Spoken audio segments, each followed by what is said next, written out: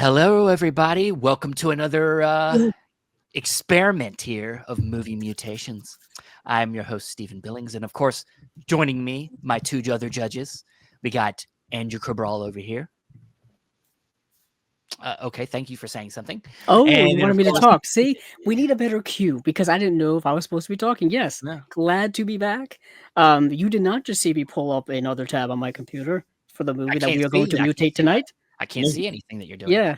But So, yeah, so the movie that we're going to be mutating tonight, or our mutators will be mutating this evening, will be the 1990s classic Batman and Robin, which I have fond memories of going to see in the theater opening weekend at the ripe age of 10 years old. So this mm, is a blast of the past for myself and hopefully for those of you watching as well.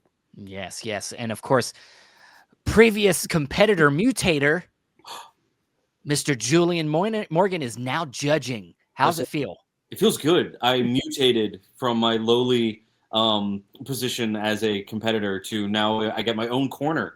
I like this. This is neat. Yes. I just want to say, I'm a little scared. I have a phobia of movies and mutations, but I'll see. I'll see what I can do here, and I hope that I can live up to the lofty standards that my predecessors have set. Yes. Well, we know you know a lot about movies and you know a lot about Batman and Yep. stuff like that. So, you got a lot of you got it to back it up. So Oh you yeah, go. I never saw it in theaters, but this was a regular checkout from the Blockbuster. Yeah. I always defended this movie. Whenever I got more, whenever I watched more Batman films and read more and watched more Batman media, I knew that it wasn't good per se, but I think it has such fearless personality and charm, even if it doesn't work. I still kind of enjoy the campiness of it. We get variety in our Batman movies. We can say that at least. Yeah. But of course, the people that are important today is our mutators. So, judges, we will see you here in a little bit. But let's bring the guys on. First, we have I'm going to call him the Professor. I don't know why. I just think it's a cool name. Mr. Doug McCambridge. What's up, Doug? Great. Hey, how are you? Thank you for having me on. And I have mutated from judge in an earlier episode to now contestant. And you know what's really fun? Andrew already made me feel super old because he saw this when he was 10. I saw this in the theater when I was 20 years old. And I have less fond memories of this film than he does. Well, so I don't even have to ask you how you feel about this movie. Of course, this is kind of a universally panned movie in ways. Yeah. But I with Julian, I do get some enjoyment out of it. Mhm. You can get some enjoyment out of a not so good movie. Yeah, of course. And I think we will tonight. And along with you, your fellow mutator will be a longtime friend, part of the film club. That is Carl Champion Jr. Well, good to be back. Very good to be back. I love this game. He loves this game. Do you love Batman and Robin? Is Batman and Robin? I do actually. I take a little bit of what Julian said, but I would also apply that to Batman Forever. Not this movie, but it was the same thing. It was just a fixture. I got it for Christmas, and I probably just watched it 100 times in a row, or something like that. I loved this era of Batman movies because they were so fun. They weren't dark. They weren't as dark as because when I was small, when I was only 7 years old. Wow! Oh my God! Less than that when the original Batman came out. So even the parts that were funny were almost kind of scary to me when I was little. And this is when it was really fun, and they were using actors that you would see on MTV and things like that. And it was my first. It was my introduction to seeing an actor that I had seen before in another role in Uma Thurman, going from my favorite movie, Pulp Fiction, to being this person, and it's showing her range that way. You saw Pulp Fiction when you were like, oh my 5? God, yes. Yeah. No, I wasn't 5. I was 10. But I had a really bad cousin, and he was a bad influence. But he showed me that, and he told me that it was a cool movie, and so I agreed. Yeah. Okay. And I haven't changed my mind since. I know. You talk about Pulp Fiction pretty regularly. But tonight it's all about Joel Schumacher's Batman and Robin. Let's do it, guys. Of course, Hero Movie Mutations, we break the movies down into three different categories. We have the genre, we have the director, and the cast. Each round, the mutators have to prove their knowledge of this movie. Of course, first the events of the movie, and in the second round, the director of the movie, Joel Schumacher, and then their knowledge of the cast members. So what they're playing for with the trivia is their ability to choose from the three genres, three directors, and of course, the ability to have something over their opponent. We'll talk about that later. But let's get into the trivia. You guys ready? I'm ready. Yep, let's do it.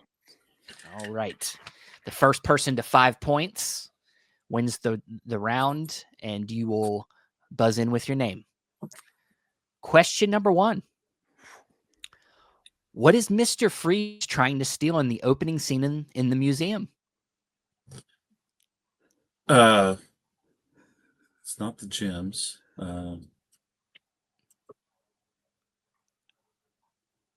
I'm just going to buzz in as Yes. Doug. I have not. I will say this right now. I have not seen this movie since it was in the theater.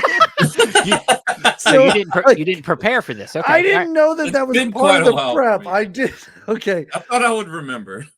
Listen. I'm just gonna say that he is trying to steal money. We'll just go generic money. Incorrect. Oh damn it, Okay. Carl. He's trying to steal. Let's see. At the beginning of the movie, he's trying to steal. No, Carl. It sounds like you didn't do your prep either.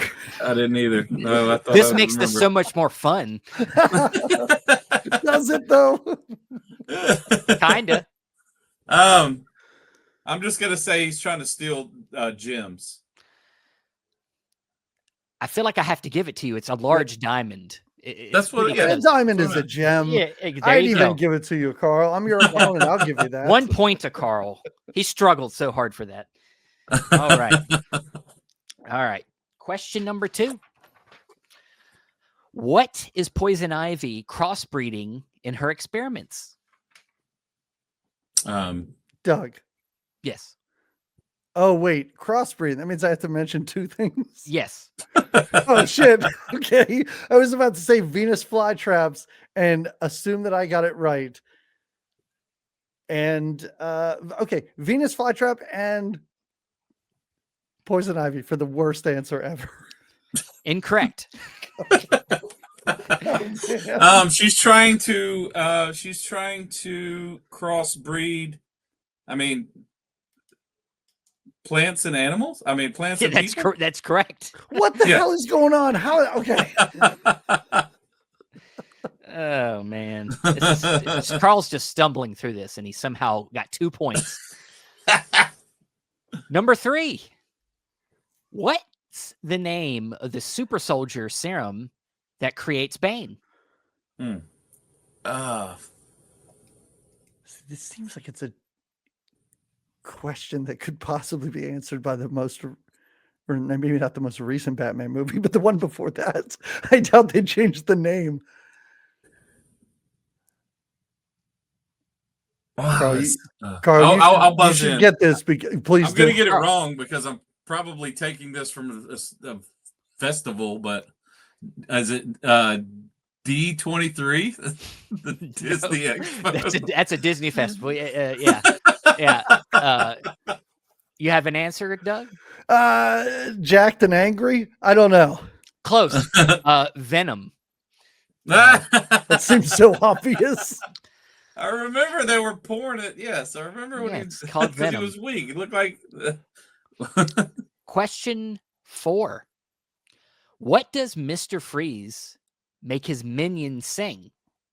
Oh, God.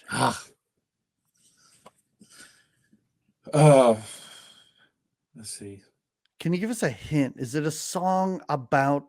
It is a Christmas Freezing. song. It is a Christmas song. See, that was going to be my guess. A Christmas song. They wouldn't have gave that to me though. No, I need a specific Christmas song. All right. All right, I'll buzz in. Okay, Doug. I'm gonna say White Christmas. Wait, it's either White Christmas or it isn't. Right? I mean, It's the song "I'm Mr. White Christmas" from the Snow Miser from the claymation cartoon. that was, first of all, I was actually going to guess that, but I could not think of the name of that song. But so then I went Did with he? Bing Crosby's White Christmas. So don't give it to me. But No, I'm not, because it's not right. okay. Two different songs. So all right. Question 5. God, you're not going to get this one. Oh, are you sure? I've been doing so well so far.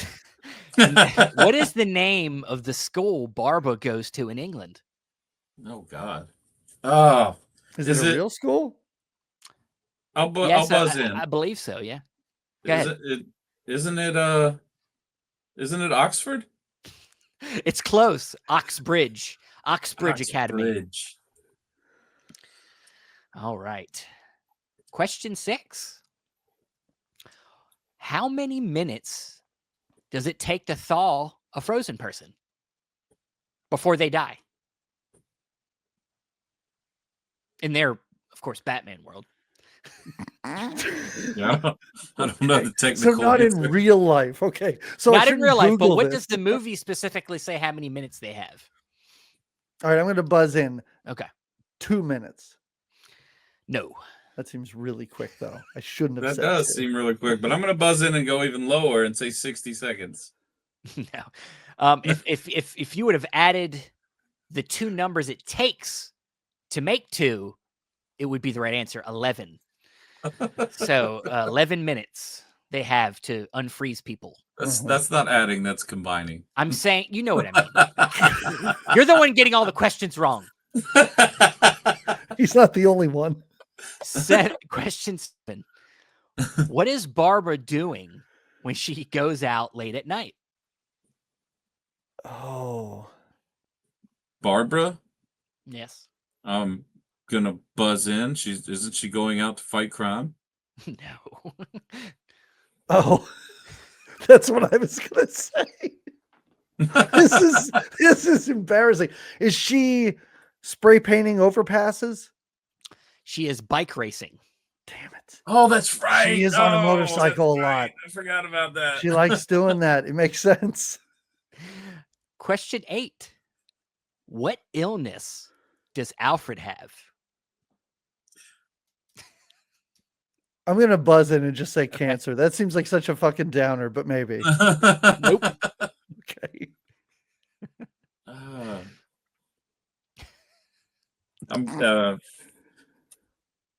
He was one of the oldest Alfreds that we've gotten. Sure. So thinking of an old man dementia.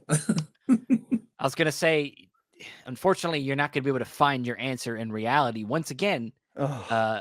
it's a fictional illness called McGregor's syndrome. Oh God. Yeah, I would have guessed that. Stephen, how many? What's the? We're We going should up have to watched 10. this. What's the movie, most Doug. amount of questions it's ever taken people to get 5 points? Have people ever gone 7 or 10? 8? Wow, I think 7 or okay. 8, yeah. Boy, So I mean, if nobody gets, we're gonna have to give it to Carl, I guess, because he's got points. well, hold on. Where are we? We got 2 more questions that I have. All right, I can tie him. Okay, all right. What does Mr. Freeze use to freeze the whole city?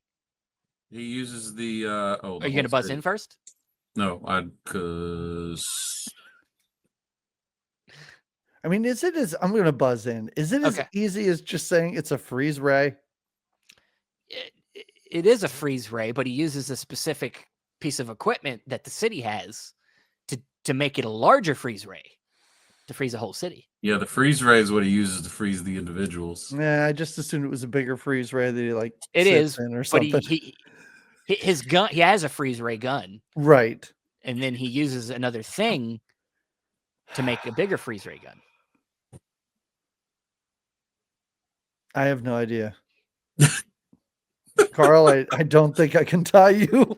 The thing is, if you'd what was have watched the movie, this would have been all very easy. Of course, questions. yes. Would have been over. Would have been over. I was a judge on an episode. And I don't remember this many questions about the movie. I almost did too. I almost watched it. It was a telescope. Of course, that makes things bigger. Yeah, it does.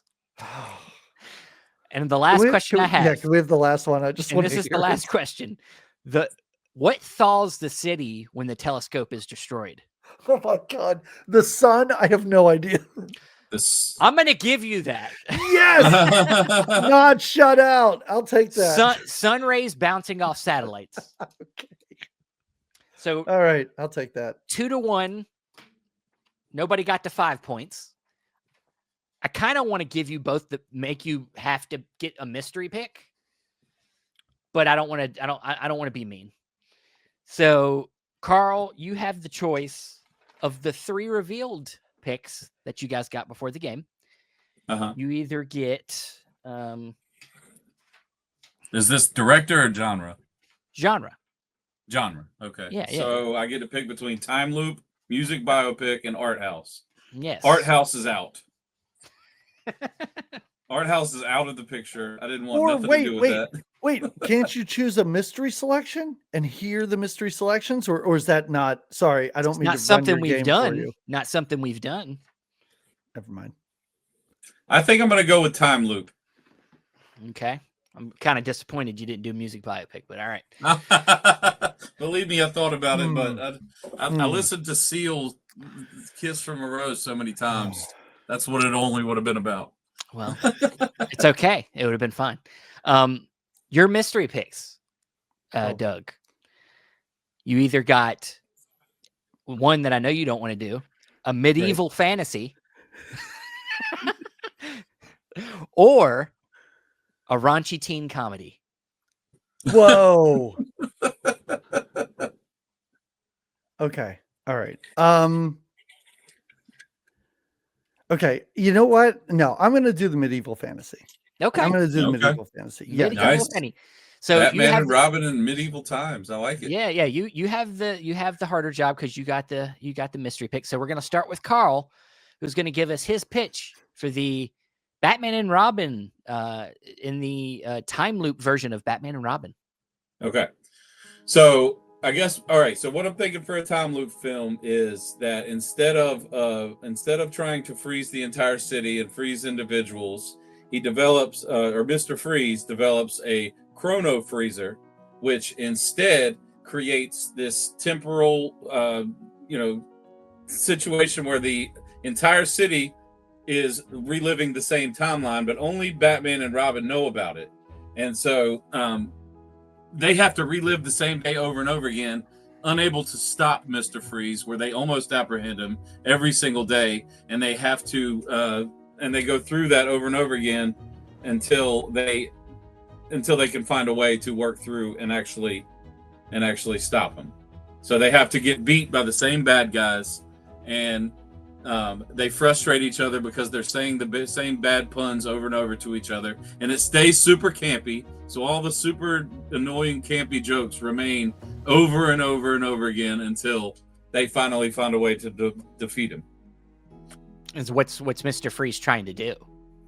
Well, he wants to save his wife, but he thinks that by trapping Batman, he thinks that this time loop will allow him it will give him more time to figure out how he can do that. And if he has Batman and Robin trapped doing the same things over and over again, they're distracted, then he'll be able to save his wife. Does Poison Ivy have a role in this? Poison Ivy would have the same role. She would continue to live. In this scenario, Poison Ivy doesn't realize that she's in the time loop either. So she's doing the same things that she did, and Batman and Robin. She's the primary villain that Batman and Robin get stuck trying to stop, and they keep reliving the same moment where they're all in that they're at that fundraiser, and she blows the dust at them, and they fall in love with her, and they keep having to relive that moment. Wow, you remember something about the movie? Wow. Yes, I did.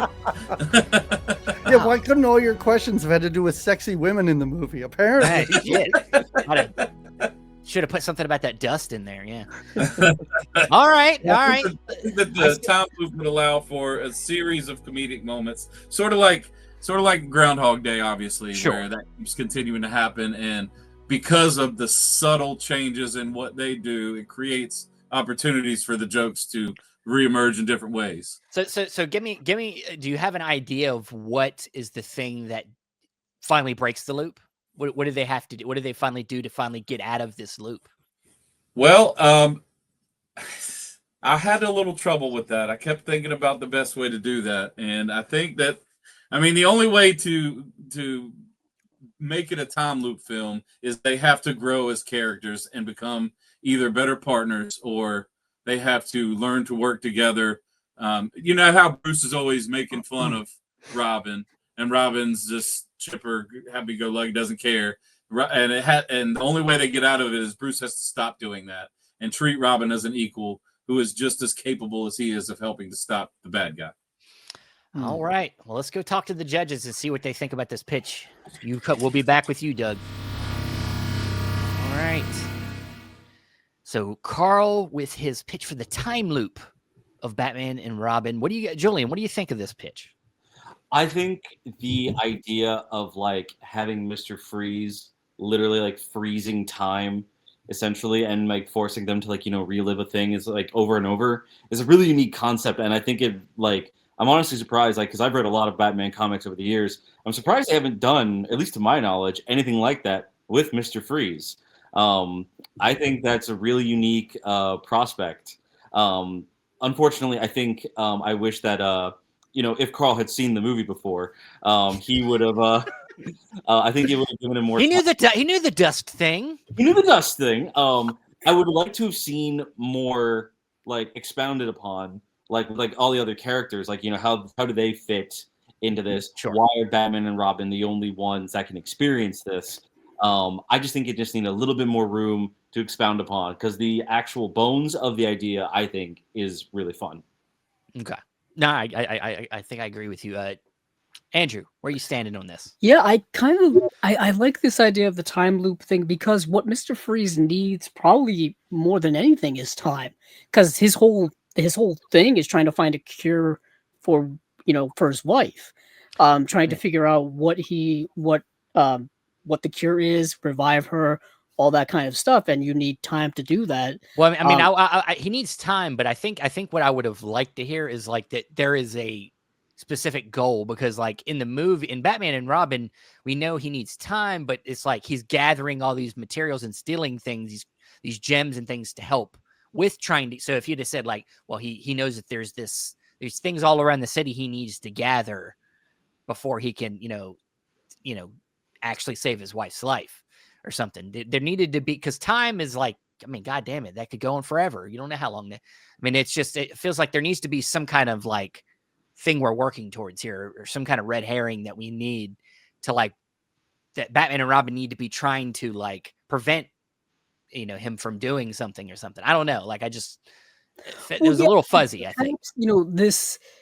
I mean, it does need obviously to be more developed and whatnot. We're just sure. It's not going to be perfect stuff, but there could be almost a video game type of goal. Like an Arkham game type of goal, where you're trying to prevent Mr. Freeze from gathering all these materials that he needs to save his wife, because perhaps they are vital materials that if they steal them, bad things will happen. So Batman and Robin have to stop those things, but what happens is they can't do it, so therefore it resets the time every single time that they fail or whatnot.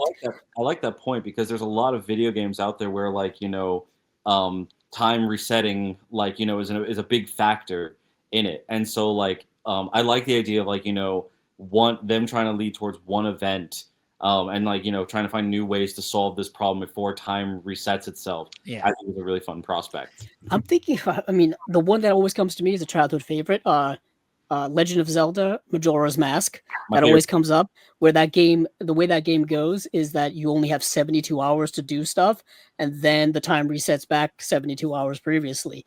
You know the events that happen, but no one else in that world knows what's happened. So it's a time loop, essentially. Yeah. Obviously, movie-wise, you think of Groundhog Day automatically. That's what this kind of setup really, really has, where you've got Batman and Robin essentially in the Bill Murray role of, going through time and then it's resetting. Now, we haven't even established how long this time frame is, which perhaps we'll get to. I'm assuming a day. Yeah, I guess. A day in the life of Batman and Robin. But it feels like perhaps maybe, only Batman remembers what's happened, and everything kind of resets for everyone else. So now he's got to like Well, inform no, Robin of what's going on. no, Is that too complicated? no. I think it needs the. I think the group. I think Batman and his companions need to be in on it because it conflicts with the personal growth that is what he needs. That needs to happen It needs to happen to compel them to move forward. Because I think that was the important thing I was looking for was that to break the time loop like Groundhog Day, he needed to like overcome some personal thing within inside of him. And I think there needs to be some back and forth with Robin at least to make that happen. Because if he does it only on his own without Robin going back with him, if they can't actually go back and forth with each other and then forget everything that happened, then it kind of wouldn't be much of a discussion. Wouldn't work. Yeah, but we'll get back to it. We'll see what goes. Let's see what Doug has to say about his medieval fantasy version. Let's go, Doug. All right, guys.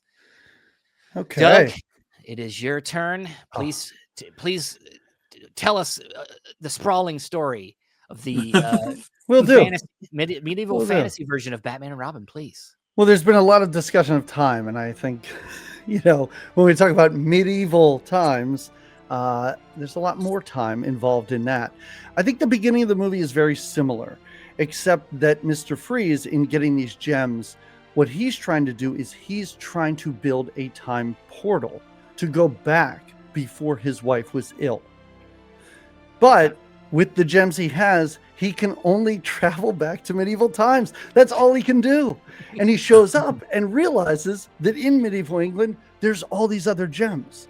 So he assumes that with those gems, he can come back to the present, build a time portal to take him back to before his wife became ill. So he uses his freeze ray. He freezes old-timey England. Batman and Robin show up to bust him for the initial jewel theft, enter the portal themselves, and then they are trying to track him down and stop him from freezing old-timey London town, let's say. Batgirl, she is of that era. She's already there. She's trying to fight the patriarchy. She is a woman of that time, and they sort of take her under their wing, and she can help them. So wait, are you telling go ahead. me Sorry. you're telling me she's Joan of Arc? Yeah, basically, yes. But she can help them, but she can help them blend in and things like that. Help them get around the city, stuff like that. And my last thought is that Poison Ivy is also of the time. She's more of like a Merlin type witch character who is working for the king. And then Mr. Freeze sees her as sort of a compatriot, somebody that he can team up with. Okay. So the king is the king Bane? Is that, because we haven't said anything about Bane yet. We have not said anything about Bane. So maybe the king is actually Bane. Maybe at some point in the film, the king's sorceress, Poison Ivy, whips up some sort of bizarre formula for the king so he can like Hulk out and do some crazy shit. Okay. All right. So all the while, sorry, it's also a race against time because the time portal's just open. Like it will shut after a certain period of time, and Alfred is on the other end of time just trying to keep that thing open. All right. Alfred plays a big part too. All right. So sure. Let's go see what the judges are thinking of this thing. All right. I was expecting him to just like maybe take Batman into that world and like make him a part of that world, but instead he kind of also did a time story as well, but still made it what we asked for, a fantasy.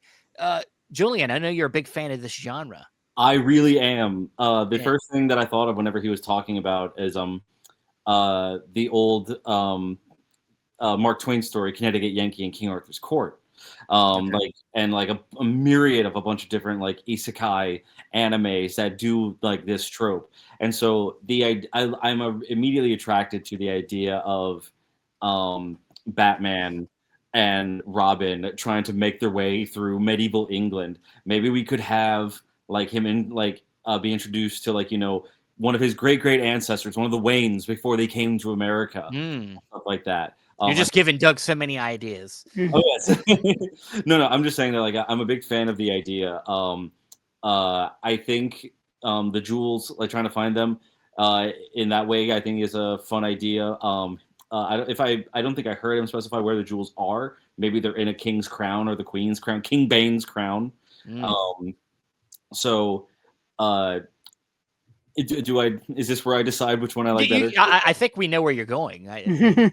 But go ahead. Yeah. Actually, I may shock you. Oh, really? Yeah, I'm a huge fan of Batman and Robin in a medieval setting, and I like taking like these classic characters and putting like the medievalist spin on them. But I think in terms of the central core of the like mutating the movie, I think the idea of literally freezing time and place has a lot more opportunity for me to make like an emotionally resonant story with what we're trying to do. So I personally, I think I still have to go with like, Carl's idea. It needs some more fleshing out, but I think I like Carl's idea. Julian really cares about the emotional resonance of this mutation. Yes, I do.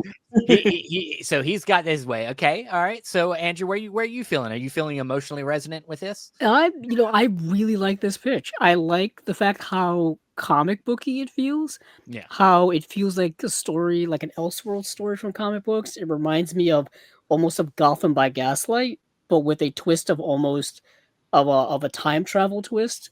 Gotham by Gaslight was set more in like the late 19th century versus going back to medieval times, which is even earlier, which I think they've actually probably done in the comic books before, or at least done some type of medieval version of it. I know I think they've done like a Samurai Justice League comic or something like that, but this also feels like something you would see in the DC animated universe. This feels like a Batman in Batman the Animated Series episode or something like that. It feels very much like a pitch of that idea, which actually could work. Heck, this could be one of those DC animated movies that come out on Blu-ray every so often nowadays. I just don't know what the title would be, but who knows? But I like this idea of getting them from the present. It opens, the framing of the movie is they start in the present. There's a fight, and then they get whisked back to the past through some portal. Classic thing. Hey, just like Ninja Turtles 3. I was thinking that too. Yeah. You know what's crazy? I was thinking of Turtles in Time, the video game, where I was thinking of like they go through like a portal and they just go into a bunch of different times. This is obviously set, in specifically medieval times. But yeah, Turtles 3 makes even more sense. But so I like this idea. And I like that it's set during that time. I like that we've got like the characters. There are certain characters that are in that time already, like the Batgirl character, like the Poison Ivy character is already in there. Plus, I guess technically you could sprinkle in other Batman characters if you wanted to. Sure. I don't think there's any rule against that. Would the Joker be just a jester? Yeah, during the movie Mutations, I don't think we could. There's nothing against there being a Joker, a Harley Quinn, a Penguin, a Riddler. The Riddler could be a bard or something like that. Who really knows? Yeah. So I like this. I like this setting and this idea. Honestly, it almost makes this feel like it's not necessarily a time travel, but more of an alternative reality that they were transported into. Technically, yeah. With a lot of Batman stories, one of the universalities of Batman is being able to put him in like different things. Like there's a new movie coming out, an animated film called Aztec Batman. So you can put Batman almost anywhere. Oh yeah, there's Batman Ninja, where he's in like feudal Japan and stuff like that. Yeah, which is awesome. So which way are you going, Andrew? I'm going with the medieval fantasy pitch. Okay. I like that. I like the potential with this more so than the potential with Carl's choice of the time loop. Just because I feel like this one is already has so many different avenues set up for us to springboard off of. Yeah. Yeah, so I agree that both of these have a lot of good stuff in them. I do like Carl's, I made fun of Julian for the emotional resonance thing, but I agree that was part of his pitch that I was glad he said, because I was like, that is part of the core of the original film that made it, little as crappy as that script was, that was what the movie was about, was them having to finally come together. And I think that's still good to keep that in there, even though we're mutating it. It's resonating emotionally. Exactly. I get it. But I want this to be mutated more, so I don't care as much about that. And I like the medieval fantasy because I think it really takes us in a completely different direction. A lot more funner things we can do with this premise more than a time loop, which doesn't really change the story much. It just adds a time loop element. I would much rather see it mutated into a medieval fantasy. So we're going to go with Doug's choice, and it'll be a medieval fantasy moving forward, guys. So we'll see you here in a little bit to talk directors. Can't argue with that. Doug, you pulled it off, man. Can't job. believe it. You did it. I'm shocked. I'm shocked that my goofy idea, although the idea of Batman just like jacking up some dude just because he's a court jester is kind of funny. Like there is some humor there. Yes. But now we have to figure out who's going to direct this thing.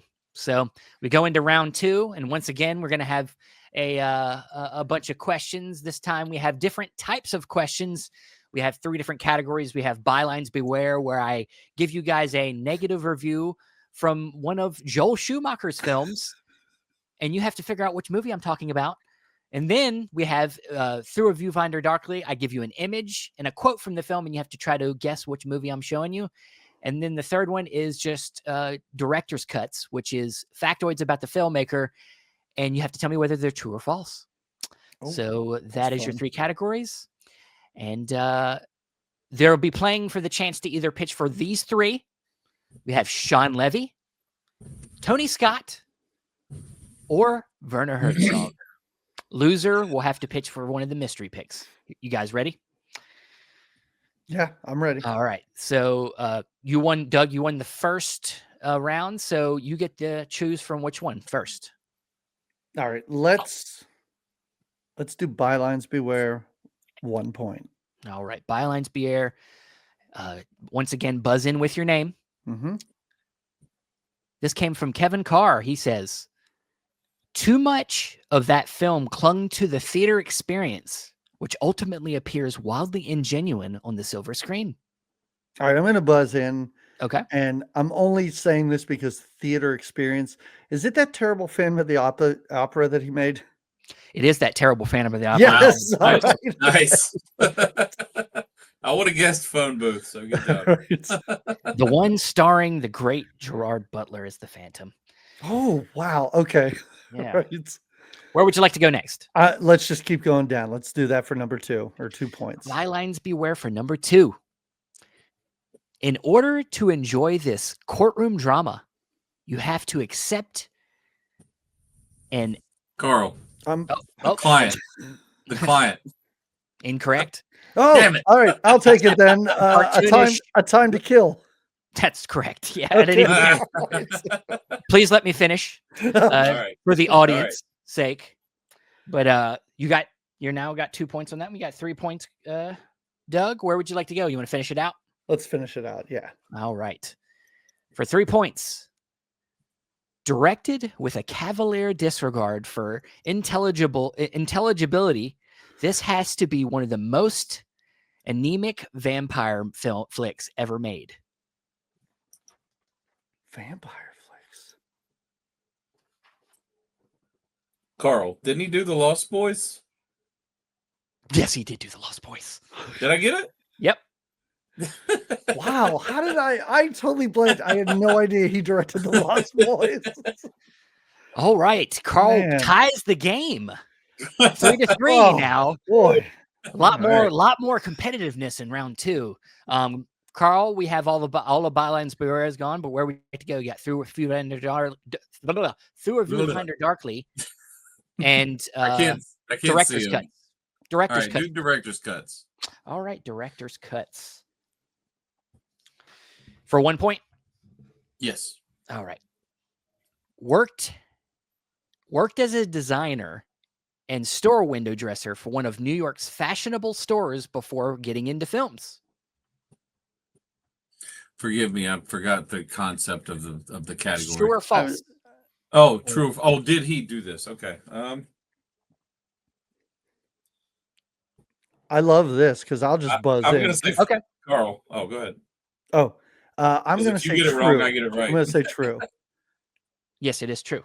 All right. I would have said false anyway. Good job. I know this is so much fun. I love these. True or false? This is fantastic. All right, Doug's leading 4-3. Let's keep going. Let's keep All going. Same right. category. Directed a music video for the band Evanescence. Evanescence, the song "Bring Me to Life." I'm going to buzz in. I know he did some In Excess stuff. I'm going to say false for this one. You're right, false. Okay. Nah. All right. He actually wasn't he the one that did the? I mean, he got credit for the "Seal from a Rose" or Kiss from a "Kiss Rose. from a Yeah, Rose" video yeah. because Uh-huh. most of it was from the movie, right? Yeah. For 3 points. Close it out. Yeah. Yep. He is a lifelong Batman fan and wanted to adapt Frank Miller's famous Batman Year One. Carl, false. No, it was true. I tried to come back in the third round again. Hey, I'm going to buzz in and say true. Well, cool. nobody gets it when somebody. All right. Okay. All right. Well, Doug, we're going to head over to Through a Viewfinder Darkly. Let's do it. Let's do 1 point. Okay. Here we go. For 1 point, Nelson Wright says, "Today is a good day to die." Oh, that's one of those little, like, oh my God, telling the truth things. I'm such an idiot. Is it, I'm sorry, I'm buzzing in. Okay.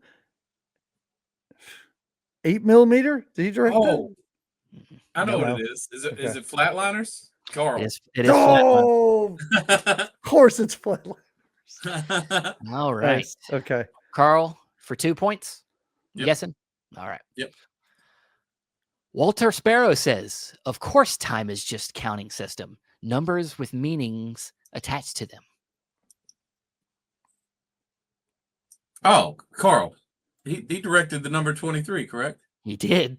Yes. Oh, It is a tie game, 6-6. By What? the way. all right. So whoever gets this last one wins the round. Here we go. Hopefully somebody gets it. Nail biter. Bill Foster says, "I'm going home."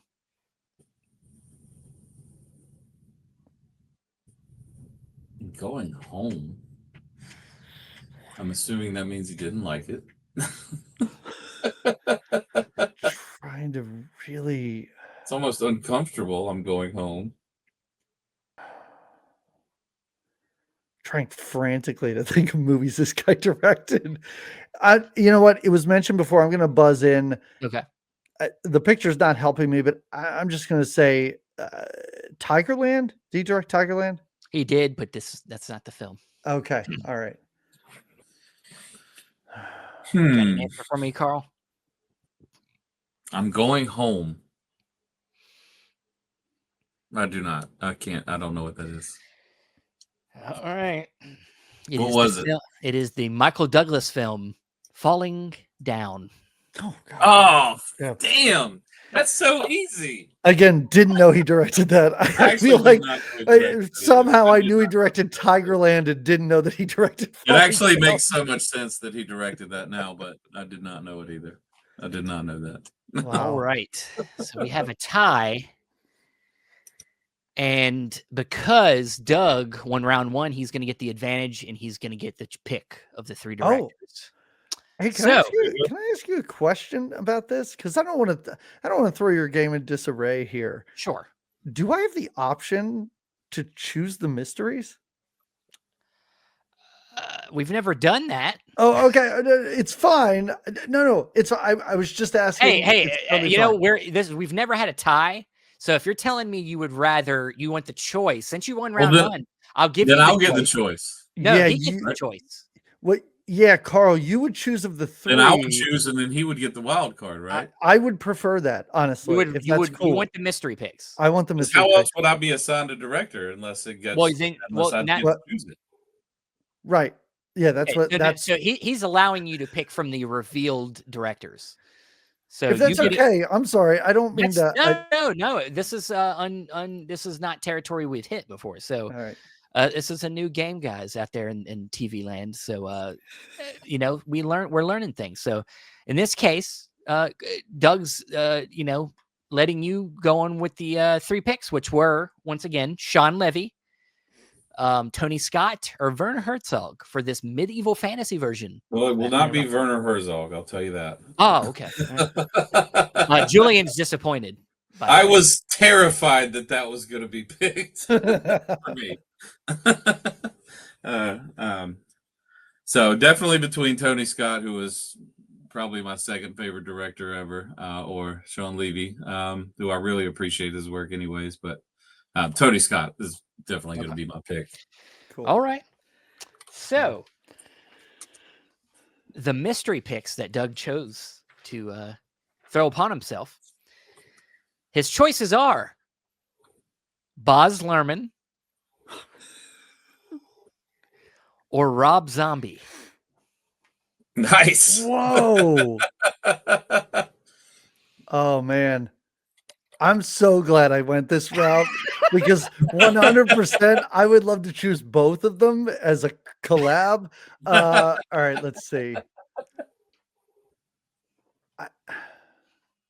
I feel like I'm going to have to go with Baz Luhrmann. I feel like that makes the most sense for this type of film, I guess. I mean, Sure. Yeah, I agree. As Oh, long as God. you can have you can pitch it to us. I don't It know makes- that I can, but I'll try.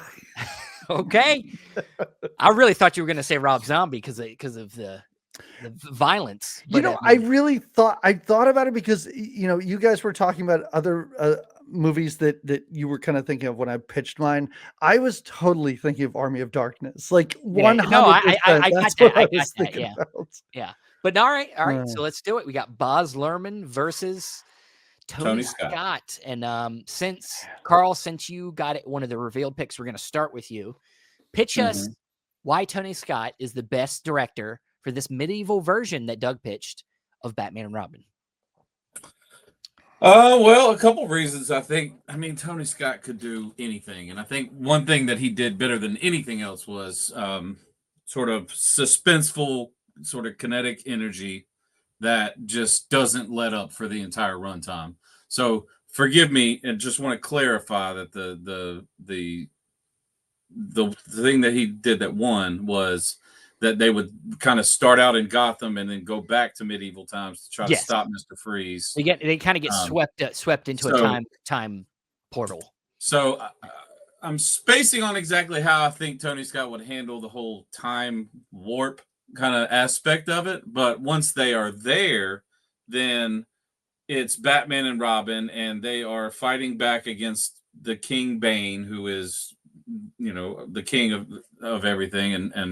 And Mr. Freeze is, we said that he was sort of an alchemist, right? That was trying to... No. He's trying to gather crystals to take back. Trying to gather crystals. Because there's a lot of them there. Right. So, okay. So he goes back to get that. That's a little bit... I don't know. I don't know of any examples of Tony Scott doing that exactly. But what I do know is that Tony Scott could drag out those action set pieces and make them fun and fast and exciting. And regardless of who the actors chosen are, which I can think of a few that would go with this, but I know we're not there yet. But I think Tony Scott could make the movie a lot of fun and very suspenseful, and to keep the pace up and keep your heart racing. And I just think that he could get a lot out of and I'll go into some examples then. When you think about a character like Denzel Washington in Man on Fire, you could say that's that's like I don't want to go into characters yet, but he's good at directing a hero character that has to achieve a mission and has to go and find out how to stop something from happening or try to reverse something that's already happened. So I think that'd be my pitch there. I mean, I hate to only bring up one movie. I mean, there are plenty of others. I mean, you know, when you think about something like Days of Thunder, when there's a lot of scenes where they're going really fast and they're chasing each other, like the scene in Days of Thunder where Cole and I can't remember the other guy's name, Rowdy. They're chasing each other through the streets in the rental cars. You can see that same thing happening with them on horses, riding through the medieval streets of the town. Okay. So I think Tony Scott would be great for that. All right. Tony Scott's got It'd that be a lot of comedic fun. energy. I got you. All right. Let's go see what the guys think of your pitch. Tony Scott. I know you're a big, Julian, you're a big Ridley Scott fan. Are you a big Tony Scott fan? I am. Ridley Scott and Tony Scott often are kind of like two sides of like a filmmaking coin. The popular perceptions that Ridley is definitely, he has more heady projects, more philosophically challenging ones, things like Blade Runner and Kingdom of Heaven, while Tony was definitely more of the popcorn action director. And I think that's a little reductionist. I think Tony Scott is one of the best action directors in modern movie history. I think some of his films hold up better or as good as some of Ridley Scott's films of the time. So I'm showing a little bit of my bias here. I think Ridley Scott would be is an amazing choice for this type of movie. Ridley Scott would have been, yeah. Oh, Ridley. I meant to say Tony Scott. So you think Tony Scott's a perfect choice for this? Oh, absolutely. Knowing the way how he shoots action, he mentioned Days of Thunder, Crimson Tide. Sure. I think that the way how he edits his films, we'll be able to get there was never going to be a slow spot in this movie. The only thing, he did have a hard time finding examples to fit the fantasy narrative of this. Now, when it comes to somewhat of a time thing, the only movie I can think of is Deja Vu, where there is that time element in there, but it's not fantasy oriented. I'm trying to think of, I'm sure Andrew's looking on IMDb right now, trying to find a fantasy film that Tony Scott made. I don't think he did. I mean, as close to fantasy that he did was probably The Hunger, which was his first film, because you're dealing with vampirism, which is supernatural. That's a drama. That's a straight drama. It's a more gritty movie. It's not necessarily. I think it's allegorical to the AIDS epidemic of the 80s than, more like fantasy and anything light like that. But kind of echoing what Julian says, and really what Carl was saying, if we're going to go with a more action-based stuff, which, granted, this is comic booky-based, medieval fantasy, we get medieval action, we're assuming. Tony Scott, really good action director, fast-paced, quick, fast editing. The movie's going to move at a lovely pace. It's going to be entertaining as all heck. Even his lesser films, I think, are entertaining. I know people don't like the Taking of Pelham 1, 2, 3 because they always compare it to the original, which is fantastic. But it's got a good pace going on with it in there at least. But if we're going to go in that direction, then Tony Scott is kind of an appropriate director for this. Granted, you're right, he doesn't quite have anything fantasy element wise or anything like that could really kind of, enhance those things. You know what I mean? I'm granted he's also probably not going to be writing the movie, so that would have to be left up to somebody else who could probably punch up the ideas of the fantasy elements, of the character elements when it comes to incorporating certain homages to the comic book nature of all these characters like Batman and Robin and Bane and all this kind of stuff, and Mr. Freeze, of course. So you can always have somebody do that. So we just want him in there to kind of assemble the style of the movie, if you will, which is what he can do. I think he's very much capable of making a cool this movie cool, but does he have the ability to weave together a cool fantasy movie? I don't know, because there is more. It takes more than just style and great editing, which is not necessarily Tony that's doing that, but he's probably in the editing room helping make choices. But Julian, you had a. Oh yeah, I think another strength that goes to Tony is that in a lot of his films, they look cool, the action is cool, but they also have these endearing characters within these action movies. So I think he'll be able to do a lot of good character work as well. And he may not have done a fantasy movie, but if he needs to call up anybody, he can just call his brother Ridley, who made Legend in 1985. And if this was a Ridley pitch, it would probably be a slam dunk. But Let's see what Doug has to say about Baz Luhrmann, because I'm very curious about this one. All right, guys, we'll see you in a minute. All right. All right, Doug, please bedazzle us with the pitch for Baz I will. Luhrmann, the historically musical director, who's doing this medieval fantasy Batman and Robin. Tell us about it. I mean, I'll do my best here. But the more I thought about it, the more happy I am that I did not go with Rob Zombie here. Because I think, listen, the guy that made Romeo plus Juliet, The Great Gatsby, Moulin Rouge, like, these are historical films. He can do this. I mean, first of all, costuming. That would be such a huge part of this. And I don't envision this to be like the drab Robin Hood Prince of Thieves era. Like, I picture this more in the way that this era was depicted of films from the 1950s and 1960s. Big, elaborate set pieces. And I think, he even does stuff with like Brechtian where there's like nothing. There's just darkness around characters that are interacting. And I think that in this time period, he makes so much sense to be the director where this would work. I'm not saying that there needs to be any sort of musical set pieces in here, but honestly, like, if Sinners can break out in musical and have it work so nicely, this movie could too. Are you telling me that Kiss from the Rose can still make it in this movie? 100%. It has to be there. It wouldn't make sense otherwise. He's romancing, Batman is romancing the Queen at one point. Of course, this is going to happen. Who's the Queen?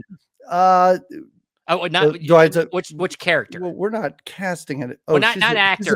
She's a brand new character. Oh, okay. I'm breaking rain for this movie. No, and I think that this could be loud and audacious. And the original film has such like insane, vibrant colors, and it looks and it feels like a comic book. And I think that it would translate if he were the director. Yeah, I mean, that's kind of where I am with this. I'm a little bit worried, and I know we're not supposed to point out flaws with our choices. I am a little worried about the action scenes, but there was a little bit of action in Romeo plus Juliet, and it worked. So I don't think we need to lean so much into that with this. I'm glad I didn't go with Rob Zombie, because I don't want this to be a violent blood spatter fest. Like, that's not what the Batman movies were at this time. So I think that this guy works pretty well for this. Okay. Well, let's see what the guys think of the pitch. All right, guys, Baz Luhrmann. Not going to be a musical, obviously, but Baz Luhrmann's style is, of course, very unique, very in your face, very colorful. What are we thinking, Andrew? What do we think about this idea? Yeah, I like the callback to the kind of more glamorous medieval films of the 1950s and 1960s, something that would be shot in probably CinemaScope with, I wouldn't say, I forgot, it's not Technicolor at the time, but it's what post-Technicolor would be, like Eastman color, stuff like that. But CinemaScope, wide angle stuff, there's going to be, horseback riding and castles and all kinds of stuff like that. So that's a cool aesthetic. If you want great set decoration, great set design, great aesthetics, Baz Luhrmann is your guy. He loves color. He loves all of that pizzazz. I am a big defender of his Great Gatsby movie. Don't ask me why. I don't think I can really explain it to people. I just really like that adaptation of the Great Gatsby. It's modern, but also classic. It's got the energy of the Roaring 20s, but with a modern lens, which I kind of feel like was what this medieval movie would look like, where it would look medieval but have a modern lens to it. So I'm expecting energy and exuberance and, jazzing it up, if you will. But that would shift it radically from what we got with Carl, which was more of Tony Scott's kind of energy and grittiness and pacing and action, as opposed to Baz Luhrmann, who really, I don't think has done much action. His Romeo and Juliet film did have some sequences in there. I think chase sequences and stuff. I think Australia might have had some action in it. Yeah. Yeah, you're right. So he does have some, nothing to the extent of Tony Scott, though. That was like the Yeah. basis of Tony Scott's career. Even in something like Top Gun, which had aerial, aesthetics and aerial dynamics and things like that. Days of Thunder was car racing. Yet again, it's big machines moving at fast speeds. You know what I mean? Having that type of masculine, aggressive energy. Whereas Baz Luhrmann films have a different type of energy. Mhm. They're not quite like that. So this is kind of tough because they're very different forms of movies. So Yeah. I don't know which way I'm going yet. Okay. Well, let's go see if Julian knows where he's going. What do you think? I think if we were doing the musical biopic, I think Baz Luhrmann would be perfect. Maybe. Yeah. I'm not the like. I'm trying to remain objective because I've been a little critical of Baz Luhrmann of his films in the past. I liked Elvis. I do like the energy that he brings in telling these really bright, colorful stories. And though some people say that Tony Scott's films are often more style over substance, I think it's a little unfair. But I do think it goes a little bit to Baz Luhrmann's filmography. For all of the films that I've seen of him, they're all at least visually enchanting. But I think that's kind of where a lot of it stops. I have a hard time, caring for some of his character work. And in some ways, it's sometimes his character work is just as, if not more, campy than what Joel Schumacher did in Batman and Robin, especially in films like Moulin Rouge. So I think under a different genre, I think would work a lot better. But I think in terms of making a comic book, medieval, fantasy, action film, I still think that Tony Scott has the advantage in telling this type of story. Okay. So Julian's going Tony Scott. You got an answer for me yet? Yeah, Andrew? the more the way Julian describes it, and the more the way that this movie is heading in the more Tony Scottish direction because of the medieval fantasy vibe. Now, Mhm. granted, medieval fantasy can be lighter, can be more enchanting. It can go that route, but if is it the whole Batman of it all is making me want to go darker. So that's why I'm going with Tony Scott. Well, you guys have decided it for me. I was going to go Baz Luhrmann because Okay. I mean, I get it. He's not the perfect director, but I think there was something that I was very interested in seeing when it came to but how we look at Batman and Robin, the original, as being this kind of bright and campy Batman. We still would have maybe kept some of that, but just a little bit different in this new version. And I was just curious to see where that would go, but it's okay. And of course, Kiss of the Rose needed, have a moment in the movie. And now I guess Tony Scott, there's gonna be so much action in the movie. There's gonna be no room for the song. He has songs in his movies. Top Gun won Best Song at the Oscars. We can say Kiss of a Rose, and there's some. But it'll be in the end credits, and it won't be in the movie. Whatever. All right. So we move on with Carl winning that round. Let's go talk to the guys. Good job. All right, Carl. I got one. Neck and neck. I love it. All right. So neck and neck. We've got these guys going into round 3 tied up. And round 3 is the character round. They're going to get 5 questions all about the different cast members of the Batman and Robin film. And they're going to have a whiteboard or paper to answer. They both answer at the same time. Right. That's right. Hold on. You're good.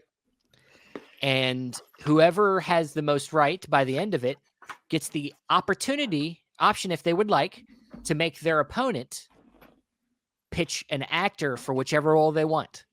So if Carl's pitching for Batman and Doug has won this opportunity, he can say, "Hey, no, Carl, you have to pitch, Danny DeVito to be Batman."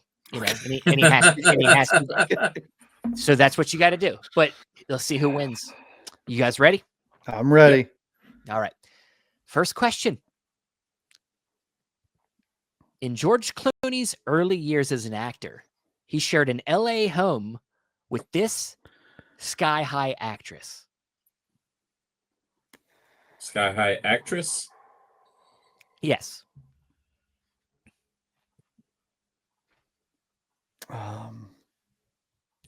George Clooney.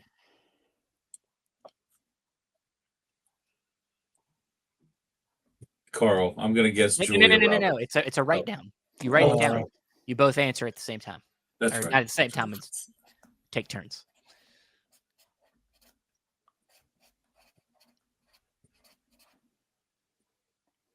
All right, you got something, Doug? I got something. Okay, Is this from the movie Sky High? the movie Sky High. Yeah. I don't know that I've ever seen it, but I made a guess of. It took me a while to remember her name, Famke Janssen. Nope. Okay, Not Right. Famke Janssen. Nope. Who is that? Juliette Binoche? Julia Roberts. Oh, Julia Roberts. No, not that either.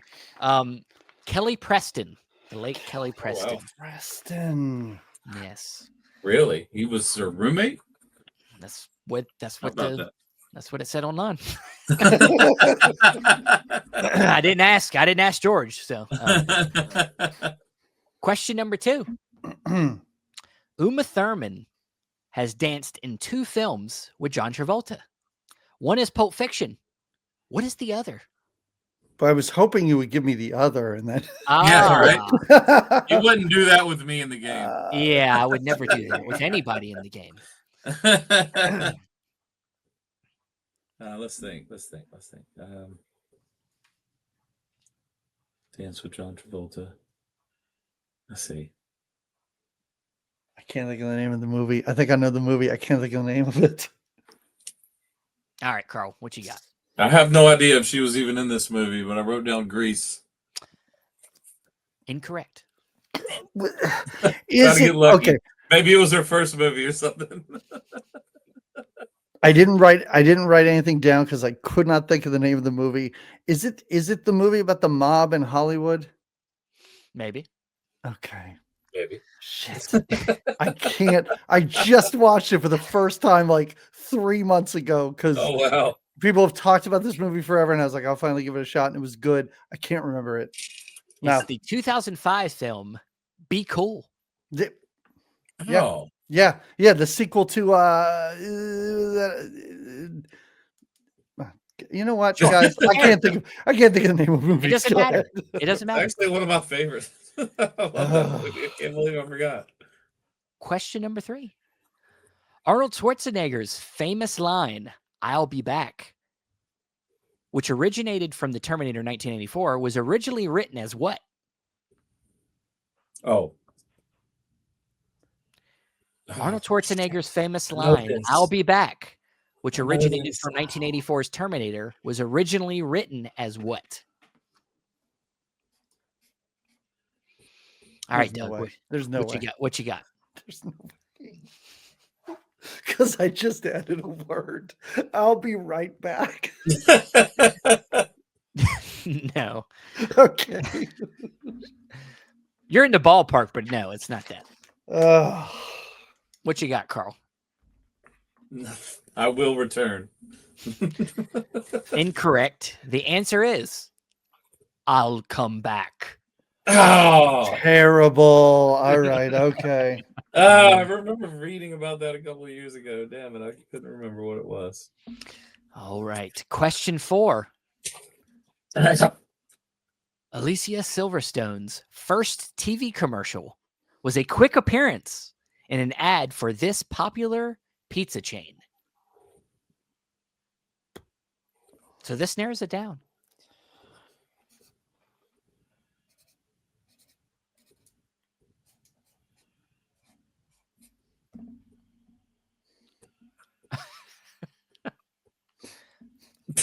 I'm hoping somebody will get a point on this one. All right, Carl, what you got? Dominoes. Dominoes is correct. Can I lie and say that I also wrote down Domino's? What'd you put down? I did not. I was wrote just Pizza thinking Hut. about I thought who Pizza Hut had was too on the nose, but I was like, I got to write it down. Well, I was yeah. thinking about who had fun commercials back then. I remember they had that little, you know, remember little munchkin they used to have in their commercials? That little man, whatever it was. The noise? Sure. Like poppy, kind of popular kind of thing. So it made sense. Okay. Well, right now, Carl's winning 1-0. And here's question 5, the last question. You can tie this again, Doug. Come on. John Glover has played the father of 2 television supervillains. One of them is Lex Luthor's father on Smallville. What is the other?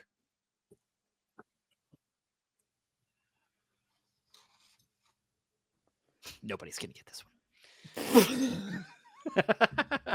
Is it the blank looks and hands to the face for both of us? I didn't even look at you. I just know. Based off the recent history. Yeah. Father of super villains. Yes. On TV shows. Yes. He's played 2.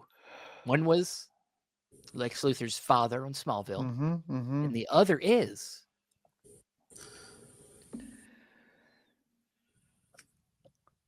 all right, let me just say this right now. You should not have had me on this episode. I know nothing about comic book characters, superhero things. You're making this entertaining. I'm trying. I got an idea. I have a guess. Okay. Yeah, go for it. Go. Yeah. Joker. Hell maybe no. from. Hell no. Thought maybe he was on Gotham or something. Give me a guess at a TV show that you think he could have been a part of. A supervillain, a superhero show. Well, I was gonna guess there was that. I don't think we should stick with Batman, but there was that Batman TV show on for a while, and I was gonna say the father of the Catwoman, but I don't think that's right. Unless I'm right. Did I tie it? No, you're not right. He was the father of Sylar on Heroes. Oh, wow. Nice. Wow. Yep. All right. Well, Carl wins 1-0. And so he has the opportunity to make Doug pitch with an actor of his of Carl's choice for whichever character he wants. He can surprise you before you make your pitch and say, stop. I want you to pitch with this guy. So I can just hold it. You can just tell you before he speaks, you can say, stop. I want you to pitch with this actor. So whenever you feel like it. But if I jump in real quick, you're going to lose your chance. Yeah. All right. So the characters that we're gonna recast are, of course, Bruce Wayne Batman, Dick Grayson Robin, and Mr. Freeze, and then the mystery fourth character will be announced when we get there. So, Carl, you win the last. And I can interrupt any pick, right? It doesn't have to be any pick okay, you want. Okay. Yep. So, Carl, you get the first pick since you won the last round. Tell us, who do you want to be your Batman in this medieval fantasy version of Batman and Robin, directed by Tony Scott? Well, I hope that society is ready for a black Batman because I'm going to go with Denzel Washington. Okay. Cool. I think he can bring incredible intensity to any type of role. He can be physically imposing as he was in which era of Denzel are we talking here? So I have to pick an era. I mean, I don't really want to pick an era. I don't want to pick an era because, well, okay. I would say within the last 20 years. I was going to say at least an age range. Is that fair? The last 20 years? Because I want to get Equalizer in there because I think that shows his physicality and how he can be imposing and how he can really take care of business and beat the shit out of people if he needs to. I don't know if I'm allowed to cuss. But I'm not going to make you have to negate his film history just because of his age. So you could pick him at whatever age and still have the film history. Yeah, that's fine. He's still going to be capable of whatever. I see what you're saying. So I would say, the era in which he was, we'll say Training Day. Okay, Training Day. A good example of his age. In his 40s ish. Well, yeah, or maybe a little younger, but he didn't feel 40. Did he feel 40 in that? I don't think so. He felt more. He's like 70 years old. No, I know that, but I'm saying in Training Day specifically, he seemed like he was about 30. Like he was a corrupt cop, and he seemed like he was about 30. So I would say a good example of how that would work is he can be physically imposing as he was an Equalizer. He can be incredibly smart and an incredibly good leader as he was an American Gangster. And he knows how to take someone under his wing. Not a great example, but in Equalizer 2, he sort of took that young black kid and tried to take him under his wing, take care of him, and make sure that he was okay and try to send him down the right path the same way that he does with Robin. So I like Denzel for that. All right. Doug. And he works with Tony Scott. Tony Scott loves course. Denzel. So, or Of loves course, they've Denzel. many collaborations together. Yeah. Doug, who is going to be your pitch for your Batman? So before I pitch, I have a question. Is Carl still allowed to interrupt me and yell and throw somebody else at me? After you say the name, I will not do it. Because he picked Batman, does that mean that it's like my turn? He can do it now. He could do it now if you wanted to. Yeah.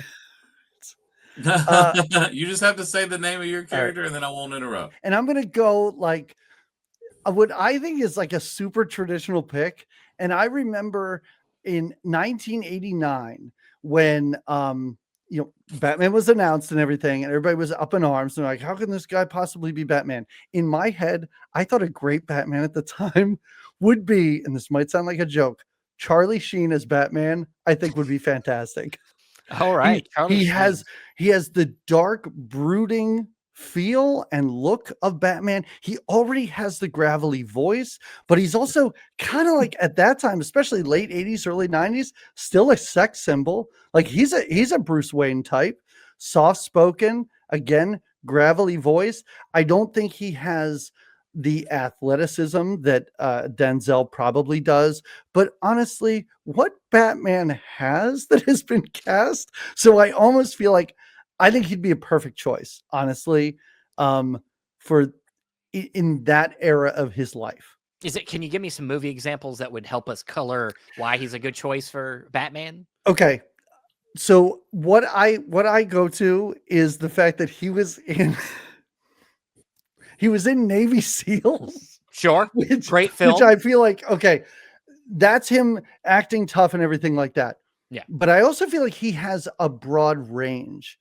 And I feel like Michael Keaton brought a lot of humor to that role, but sort of deadpan humor. And my God, Hot Shots. He's phenomenal in Hot Shots. Nobody else could have played that role as well as he could. And so I think he would really work out well Definitely here. Not. Totally All right. agree with that. All right. Let's go see what the fellas say.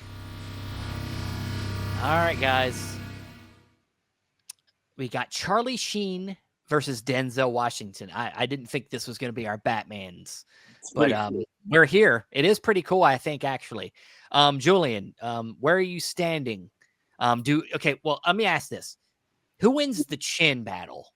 Because, you have to have a prominent chin. I kind of think this is a Sheen. Sheen wins the chin, doesn't he? I mean, for chins, Charlie Sheen has a pretty amazing chin. Yeah. It has, I think it could fit the cowl nicely. But I think in terms of performance, as much as I think of a fun wild card that Charlie Sheen is, talking about one of the greatest movies of all time, Navy SEALs, I think this is a perfect opportunity with Denzel to get not just Batman, like this could be a deep cut for an opportunity for one of the other Batman, because Carl said, is the world ready for another Batman? A black Batman? We've had one for a while with the character of Jace Fox, Lucius Fox's son. So I think if we want to really mutate it, I say like we don't even have Bruce Wayne be Batman. I let this be a Jace Fox forward picture and have Denzel Washington take that mantle. Like if we have Denzel Washington from around the time like he was making like Malcolm X, like that era, Denzel Washington, it'd be immaculate. I think. I think this is a neat opportunity, and also like it's already going to be a fish out of water story. Imagine like an African American man going back to medieval England, like it already like it would just double upon it and make his traversal through this foreign world so much more, I think, interesting. Okay. I like it. Andrew, what are you following on this? Yeah, I like that kind of switch up to where it's not Bruce Wayne. It's a different Batman. I like the idea that perhaps, when we do have that framing of the beginning, it could be, we never really said what time it is in. It doesn't have to be in the time in which the original movie is set. It doesn't have to be even set in our time. Perhaps it is decades into the future or sometime into the future where the Jace Fox character has taken over for Bruce Wayne. Perhaps, and it's a different type of Robin as well. It's not Dick Grayson. It's not one of the other traditional Robins. I mean, that's something we could play with a little bit, but I like the Denzel because Denzel has a commanding presence on screen. I mean, obviously he's worked a lot. We worked a lot with Tony Scott during his career, so they already have that chemistry going on for him. And he also does have kind of the action stuff in there as well with kind of the late career action resurgence with the Equalizer films. There were 3 of those. But even early on in his career, he was in Ricochet, where he played a cop. So, that's always kind of a more physical role. And yeah, and so I think that's a more suitable role for this. The Charlie Sheen one, while out of the box and out of some people's minds probably, because we know of Charlie Sheen of what he is now. If we go back to his prime, back to the 80s, you have him in Wall Street, where he's playing a Wall Street tycoon type of guy that gives very Bruce Wayne-ish businessman type of vibes. He does have kind of a little bit of satirical action stuff later on in the 80s. You guys mentioned with Hot Shots, even Loaded Weapon. He was in Platoon. He was in Platoon, which obviously is a war film, so there's the physicality right there. It's not out of the realm of possibility that this could happen if you set him in that era. Now, what I would expect with a Charlie Sheen Batman was that he doesn't even, especially when he goes to the medieval times, he doesn't even wear the cowl. He just spikes his hair up like he does from Major League. And then wears face paint over his, to cover, the upper part of his face. And that would be his look. That'd be fun. That would be fun. But so I think you're heading Denzel too, Andrew. I am. Okay. I'm gonna have to agree with you guys. I think as much as the Charlie Sheen pick is fun, and as you see, I was entertained by it with the ideas. I think Denzel, though I at the first thought it was the safe pick. I was like, oh, he's just picking Tony Scott players. But he's just too interesting of a pick. It's too interesting. Even if taking away the ideas you brought to it, if he's Bruce Wayne, he's perfect. I mean, he's got the intensity. He can be Bruce Wayne. He can be, compelling and handsome and a womanizer if you wanted to be, but that's not really the story we're telling. We're telling we need that hard-edged Batman kicking ass, and I think he could do that. And I'm going Denzel as well. So let's get back to the guys and see who they're going to be pitching as the Robin. Let's get back. All right. So Carl gets the first character, and now we were moving on. Doug, you okay? I gotta say, I'm a little bit bummed out. Carl choosing anything, getting the director didn't bum me out as much as losing Charlie Sheen on this. I know. All right. Well, now we are moving on to Dick Grayson Robin. Carl, you, of course, won the last character, so you get the first choice. Well, so this will be new. We're going to stick to, for Dick Grayson. Oh, okay. What if we did this? John David Washington. Wow. As Robin, under his own father playing Batman. That in itself would sell tickets, as many tickets as you want, right? As far as defending the choice with actual examples, John David Washington hasn't really played a secondary role like that, but I think playing alongside his father, I think his father Denzel commands such a. We did go with Denzel, right? So that Denzel is Batman in this scenario. So I think Denzel can. He's such a big actor that he can put John David Washington down a peg where he doesn't need to go far, because in Batman and Robin, I mean, I remember Robin was, he was just a kid version of Batman. He was silly. He was all those things. We haven't seen John David Washington be really silly, but we have seen him like in Tenet We've seen him play a secondary character to a person like Robert Pattinson, coincidentally, who's played Batman. But I think that he can play that secondary role who helps him to achieve a goal, like the way that he helped Robert Pattinson in Tenet. I'm gonna have to keep going back to that well, because honestly, John David Washington doesn't have a whole lot of roles, so that's the one that comes to mind first. But I just think that he brings enough of the subdued energy to kind of counterbalance what Denzel brings to the movie. So Okay. I think he would be a great choice for Batman, and he's just a younger version of him. There's a lot of opportunity there. As far, I mean, and he's already been in. This is sort of a science fiction movie at this point, because we're starting in one era and going back to another. So in Tenet, he did that same thing. So I mean, not the same thing, but it's sort of science fiction-y, time moving around in opposite direction kind of thing.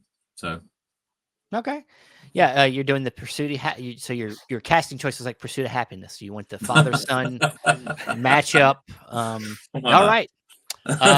So Doug, what is going to be your choice for your Dick Grayson to match up with Denzel?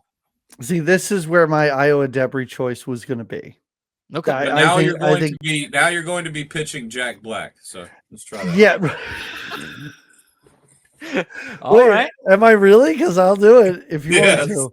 Yes. All right. Well, Carl's throwing in his sabotage card, and he is sabotaging Doug and making him have to pitch his Dick Grayson. Now, what era Jack Black? Are we talking like today? Are we talking about? No, absolutely not. That's way too easy. We're talking about cable god Jack Black. Oh, that's so way too easy. That makes it easier. I was going to say going with an old man would be a lot tougher than a more spry young Jack Black, which is of course what I'm picturing here. I mean, I think I talked about certain elements of this film that could lean more heavily into comedy. So I think it might suit him. And I think that if we're talking, first of all, my God, Denzel matched with Jack Black as sort of a crime fighting duo. I can't think of anything more entertaining. The poster sells this film, honestly. Just the idea of being like, how are these fights going to operate? There's a movie in my head that I don't want to say because then I would be helping you, but go ahead. No, of course, like his physicality and his physical humor are going to work in a film like this. I mean, him just bumbling into fights and accidentally winning them just by falling on people, I think would really work. Or Denzel using him at times as a human shield and him complaining about that. Like, I see a lot of potential with that particular choice. But then, I mean, you know, he can play serious roles. So if they do at one point have to have sort of reconciliation or them realizing how much they need one another for this, I still think that he as a performer could sell that. I think it sounds silly, but strangely enough, it could work in the end for this movie. Is there any movies that you would like to? Not at all. I don't really like any Jack Black movies. Okay. All right. Well, that's a tough one. It is. All right. Well, let's Thank you for that, Carl. I appreciate it. Let's see what the guys are thinking. So the movie I was thinking about was Nacho Libre. Yes. He plays a masked superhero. And in the history of Lucha Libre and like those luchadors are very much superhero type characters. Yes. So yeah, he's got, there's merit there. So Carl, I don't know. I think Carl's pick is an interesting pick and it's a cool pick, but is it a fun pick? I don't know. Andrew, what do you think? Yeah, I mean, you were talking about how Denzel was a potential safe, easy pick. You're almost writing it off. If anything, I would say that this could be an even more safer pick. Although it does have the interesting aspect of the father-son dynamic because Batman and Robin have a very father-son dynamic. I mean, he's part of the Bat family. Even all of his Robins, he's had a parental relationship with for the most part. Heck, one of his sons is literally Batman. Damian Wayne Damian Wayne becomes Robin, and that's literally his son. That's what I meant to say. Yes. So this aspect, if anything, is playing off of that little comic book reference there for all the people who would potentially watch this movie and understand that. But the Jack Black one, while insanely hilarious to even think about, would create a lot of levity in this movie. Create a lot It of would levity. change the tone. It would change the tone. And if we're going with younger Jack Black, we're going with whatever did you say Jack Black was? It was You the said Cable Guy. Cable Guy, which is mid-90s. So that's going back 30 years. That's quite a ways. So Yeah, like I think that I would- think that's not a bad pick. I mean, I don't think it's a terrible pick, and I think he's a physical actor. He uses his physicality to as an actor really well. Julian, where are you leaning on this? I also agree with what he is saying about John David Washington being like a very safe pick. If we're still doing Dick Grayson, he couldn't be his son because, as he mentioned, that's Damian Wayne. So if it's still Jace, if it's like a different Batman, like Jace Fox Batman, Dick Grayson could still be in the movie. So I think in terms of like the safe pick, I mean, his tenure as in doing action movies like The Creator and Tenet, John David Washington's an amazing actor. Not going to doubt that. But I think this could be a unique opportunity for Jack Black to stretch his action wings. And who knows what, especially mid-90s Jack Black, if he got this kind of opportunity, maybe he would take this as a way to, like, you know, do like the Jonah Hill or the Josh Peck thing and just like hit the gym 24/7 and come back. We have a ripped Jack Black. Yeah, I was thinking that myself, Julian, where like our modern day perception of Jack Black is, you know, the rather large, rotund, you know, funny man. You know what I mean? We've seen that mold with many of them. I mean, Chris Farley did that. He was kind of the archetype of that. You know what I mean? So like, if anything, you know, Jack Black kind of took the school from Chris Farley to be the jovial, super energized, husky individual. But back in the mid-90s, you know, Jack Black wasn't that yet. So his career could have, you know, gone in a different direction. And it's interesting how this could be like a completely different character, since we're in our minds, we're going with already Denzel Washington as a different type of Batman. This could be a different type of Robin. You know what I mean? Perhaps it's not a kid version of Robin. It's more of a, you know, a contemporary, if you will. You know what I mean? Somebody who's a lot closer to his age. Maybe they're like lifelong friends. You know what I mean? It's not so much a sidekick as opposed to a relative equal. You know what I mean? Yeah. So that can play into it. Yeah. Yeah. Go ahead, Julie. Oh, sorry. My last point was going to be like, if they wanted to do like keep like the father-son angle or keep like a relative thing, I could see John David Washington being more like a Lucas Fox Batwing, who was the brother of Jace Fox. I could see that a bit more than like a father-son, but I still think Jack Black is a more interesting pick, and that has my vote. Yeah, I think we're all on board. Jack Black, though, on the surface is a weird pick. It makes no sense, but you know, this is movie Mutations, guys. Yeah, it's not. It doesn't have to make sense. Yeah, it's not Minecraft Jack Black. It's different Jack Black. I mean, either way, like, I mean, you take what he's done in other films like Minecraft or like Jumanji, where there's action where he's got to get physical. He can do this, man. He's got the energy. You know, and nobody brought up Tropic Thunder. Tropic Thunder. Yeah, he's on cocaine the whole movie. Yeah, so Jack Black's the pick here, guys. Carl's sabotage card just did not work. I know, it backfired. It helped. Backfired. Yeah, I was going to say, Carl, you should actually get credit for that choice. That was really good. I was like, sometimes it just does not work out. So now we're back even here. Doug gets the second character. So now we move on to our villain, Mr. Freeze, who's jumped into this alternate universe to get more crystals so he can save his wife. Doug, who is your Mr. Freeze? So I don't know anything about comic books. Like, I don't know what the original Mr. Freeze looked like in the comics or anything like that, but I do not picture like a jacked hulking monster as Mr. Freeze. I kind of picture more of a nebbish nerd, and I'm going to go with Dylan Baker. Like, I think Dylan Baker would be a fantastic choice because there's that there's that underpinning. Of course, we can talk about storytelling all day long, but there's that creepy, like terrifying feel to the guy, even though, at the offset, you would think that he doesn't seem like much of a physical threat. And I also think that he would bring a little bit of, I hate to say like class to the role, but I feel like, in this movie of such big personalities, I'm going to say, I think that he would be a fantastic villain to sort of play off of these two and like, conniving. And I just feel like I'm so surprised that he hasn't been cast as like some sort of Spider-Man villain or something like that. I was going at to this say point. he very much feels like he could have been an Octavius or Yeah. Oh, yeah, sure. Yeah. Yeah.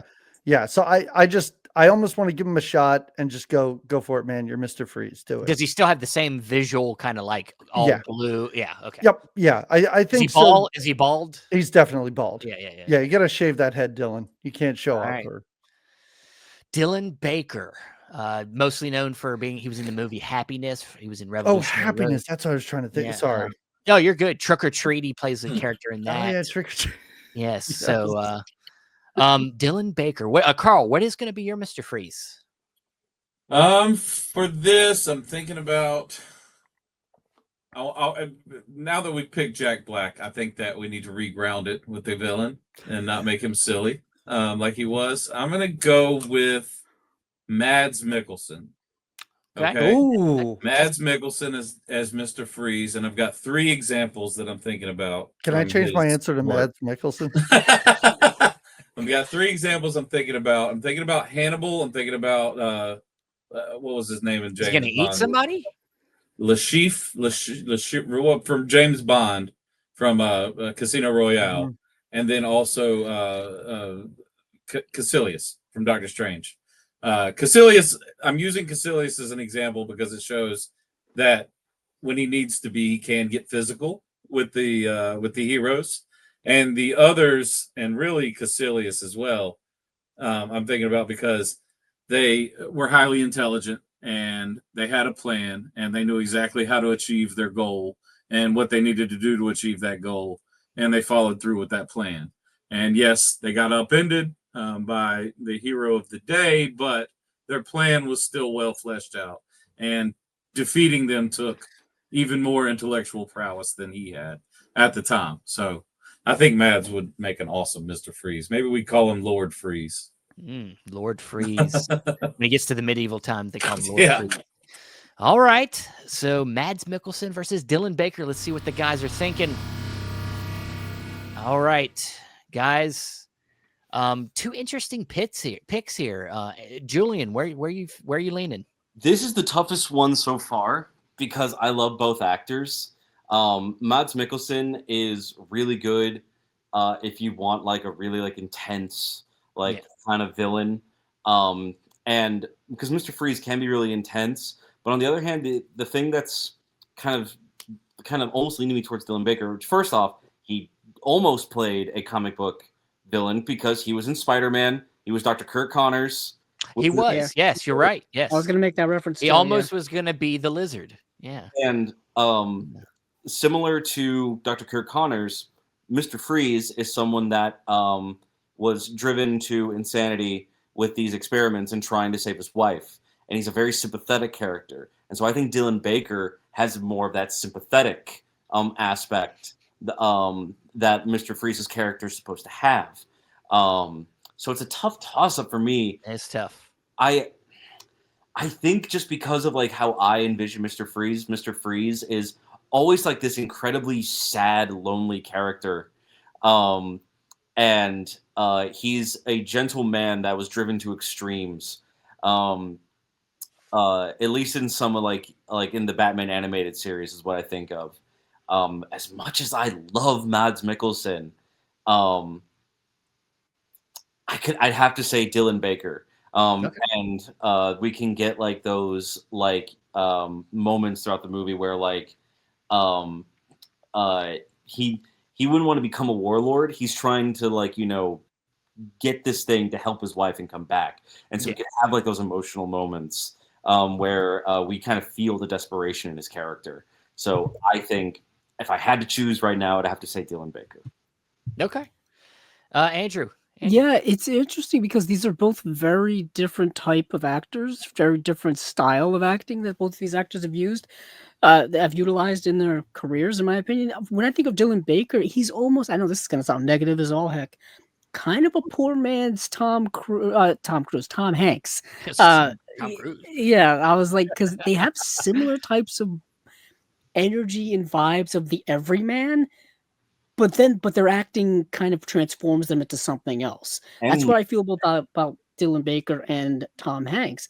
Whereas Mads Mikkelsen, like his presence alone, like his look almost already gives you something. You know what I mean? Like Yeah. he's got the vibrancy, he's got the energy right away, and then he goes off and transforms into whatever he wants. And it would be different types of vibes from both of these guys. Mm. And they would both definitely ground the film back into some type of relative reality because they can both deliver kind of tragic roles. But it depends on how, you know, how evil do you want these guys to be? You know what I mean? Because Mads Mikkelsen can play evil. You know, he played Hannibal Lector. He played villains in other, movies and such. So, you know what I mean? I don't know how I would dark say you're that, going with I that. would say, Do we want him to be more of a sympathetic, tragic figure, or do we want him to be more of an evil, well, I like think menacing villain? that is the heart of the That's character. the hard part here. Even in the original Batman and Robin, by the end of the movie, he does become the sympathetic villain. And so you got to keep with that idea to an extent. So I think that is the arc we're still keeping. And it looks like in this version, Bane / Poison Ivy are really the villains. Got it. If The that's real the case, then you go with Dylan Baker Okay. because of a little bit more. He could do a little bit more there in terms of playing that type of role. Okay. So I'm going with Dylan Baker. All right. Well, it's been decided. I was on the fence. I think you guys actually, Julian convinced me that Dylan Baker also was probably the better choice because of that empathy that he gives off. I do think it would have been kind of interesting to have the dynamic of a colder Mads Mikkelsen version where you got Batman who's intense, Denzel Washington, and you got Mads Mikkelsen who's also intense, and then in between Jack Black's just like, guys, can we figure this out? Like, or woo, So I was thinking, I was like, that would be kind of fun, but no, I think you're right. I think that there needs to be that sympathy. Mads Mikkelsen really doesn't give that off a lot. I'm sure there's an example somewhere where he was a more empathetic character. Maybe another round, round where he's or an even the hunt. The hunt, yeah.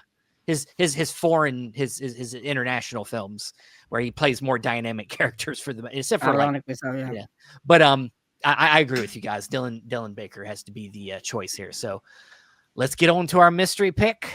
I'll be back with you in a second. Sounds good. All right. Well, I think this was. I honestly at first Good choice. I thought Good Carl choice. had you, but no, Dylan Baker was a really solid pick for this character. Yeah.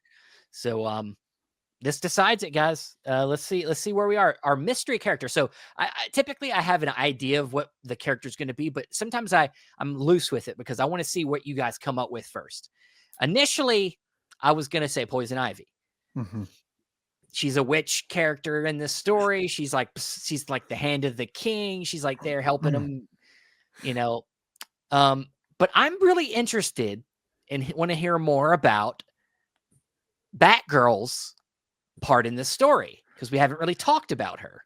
And she's been described as like a Joan of Arc type of character that's already existing in the medieval world.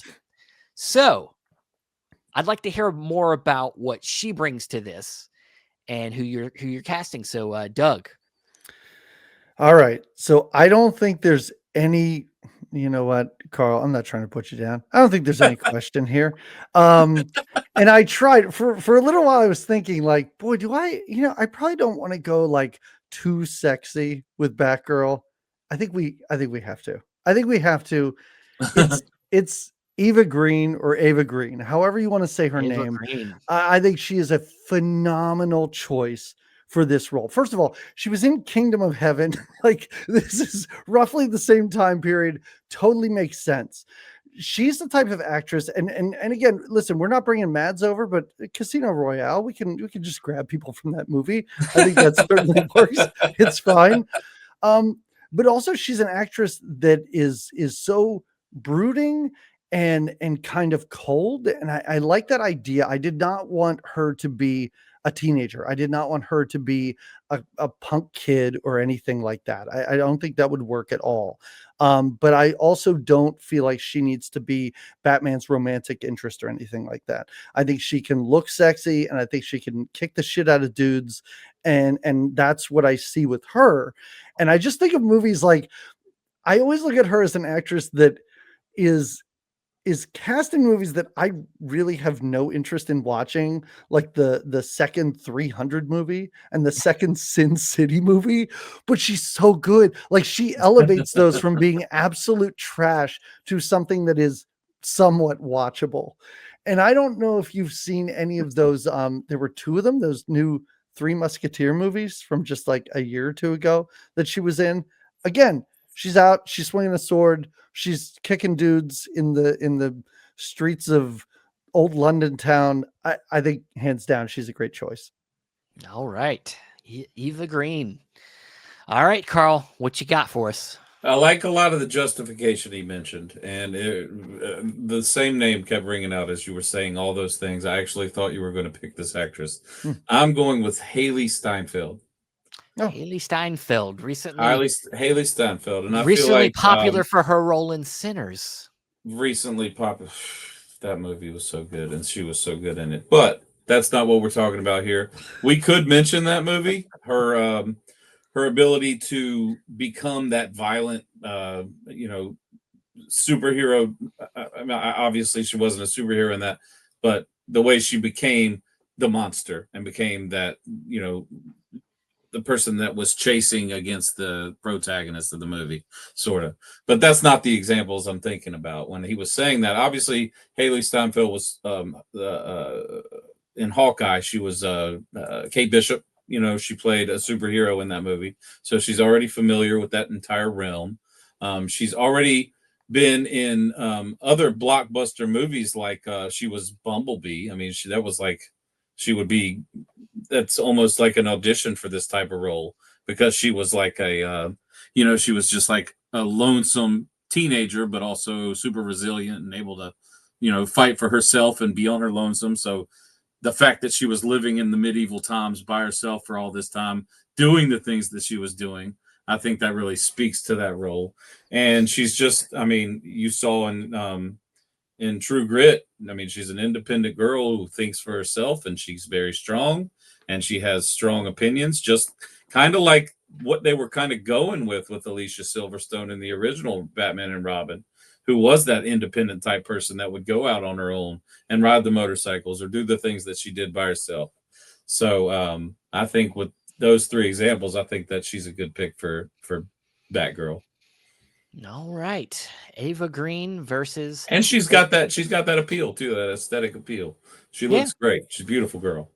Yes. All right, Haley Steinfeld versus Eva Green. Let's see what the guys decide. All right, Julian, Andrew, what you thinking? Andrew, we're gonna start with you. Yeah, the Eva Green one was kind of a slam dunk pick because of her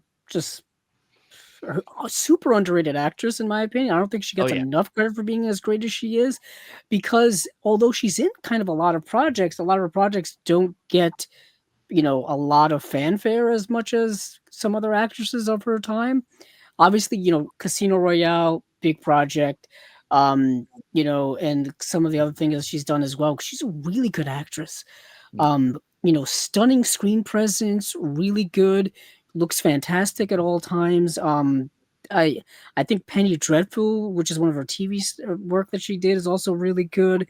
Even in lesser work, she's able to at least be captivating in, or at least be good in it. Like the mentioning of the sequel to 300, which was I can't even remember the title. It's like 300 Rise of something. and she's the standout in that movie. Like she's the only thing I remember about that movie.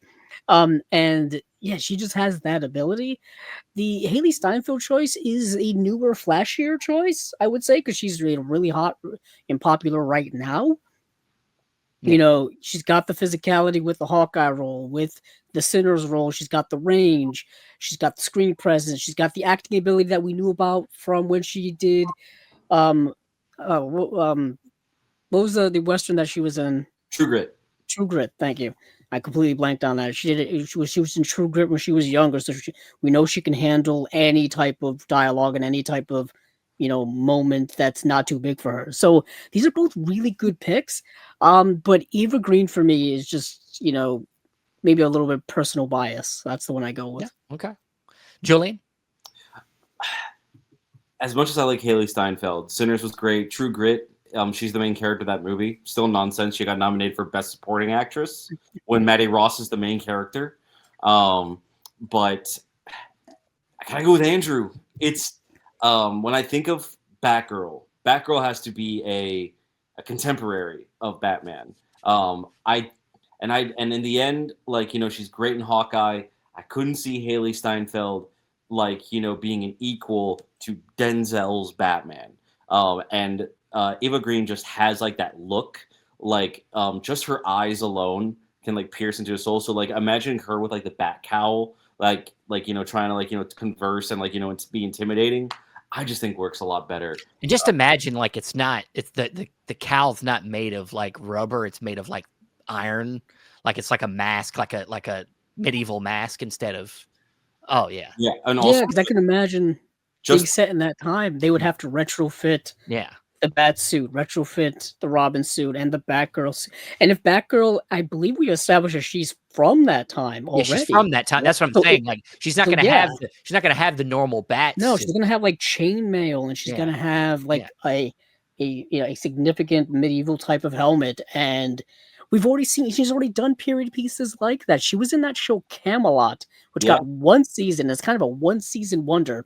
It was one of those shows where I think it was initially renewed, and then what happened is like it got canceled afterward because they couldn't schedule all of the actors to do another season or something like that. One of those weird things. I don't know if it was financing or whatever the case may be, but she was in that show. So that's a medieval fantasy because it's dealing with, you know, Arthur and Merlin and magic and all that kind of stuff. So go on. And also the sequel to 300, where she played the main villain of the movie. The prequel.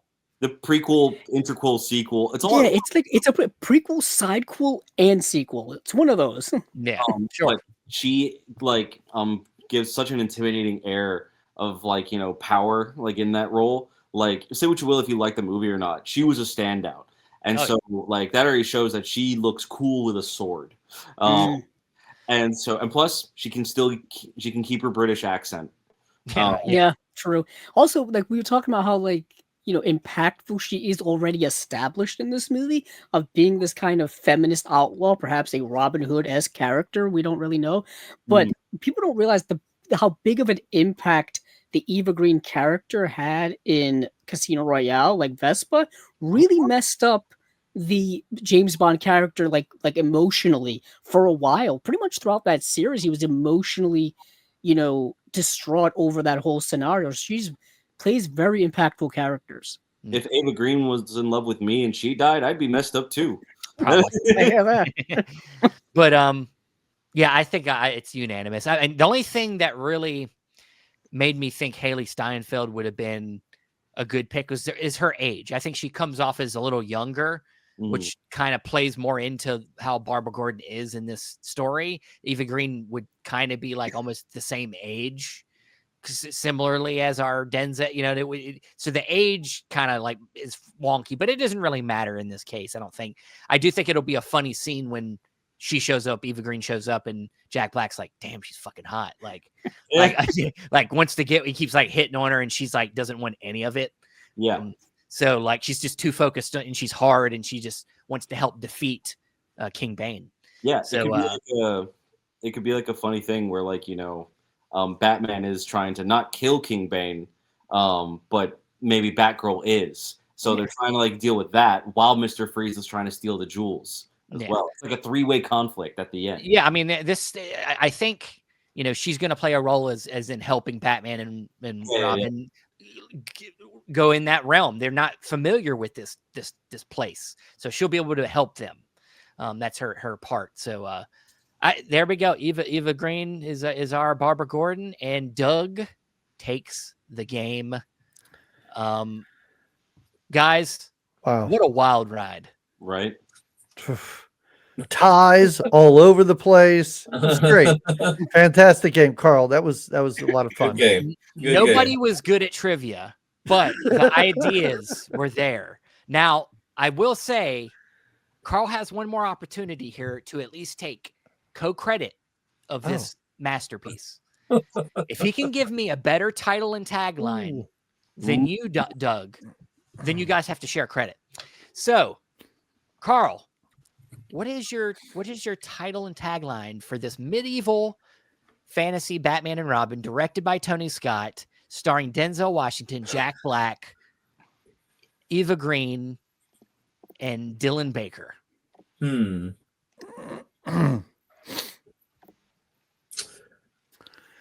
I guess we gotta kind of stick to this medieval concept here. So, did we establish the name of the city that they traveled back to?